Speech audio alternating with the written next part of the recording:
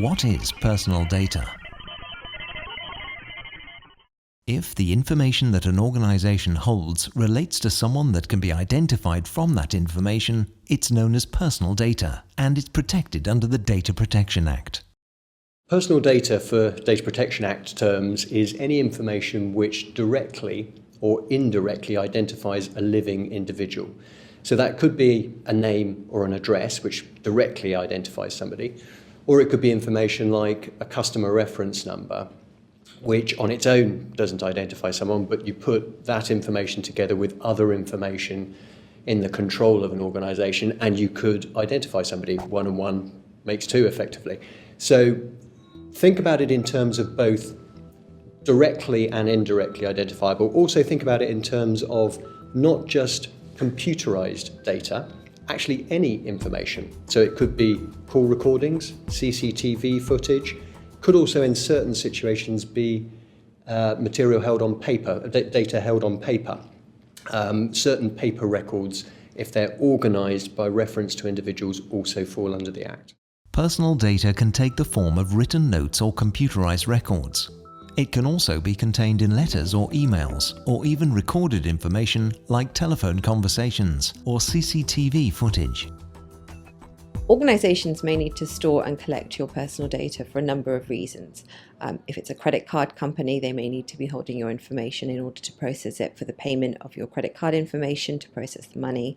If you're studying at a university, they may need your information in order to be able to register you as a student.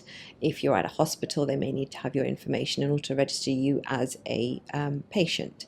So there are a number of reasons why an organisation such as a hospital, a private organisation such as a company may need to have your personal data.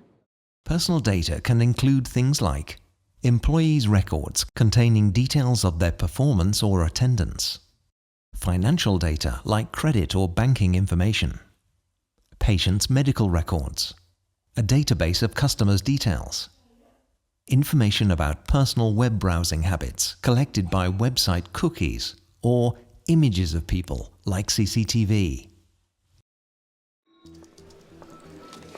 Stuart?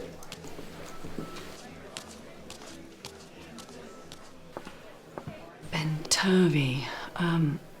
At the end of his second year, he had some kind of a breakdown. I suppose we have to put that in his reference, do we? Yes, I suppose we do. Shame, he seems fine now. Okay.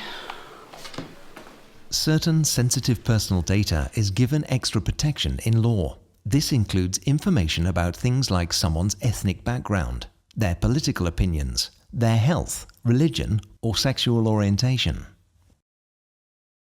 People can suffer if personal data is abused or gets into the wrong hands. The Data Protection Act gives individuals certain rights with regards to the information that's held about them and how it's used.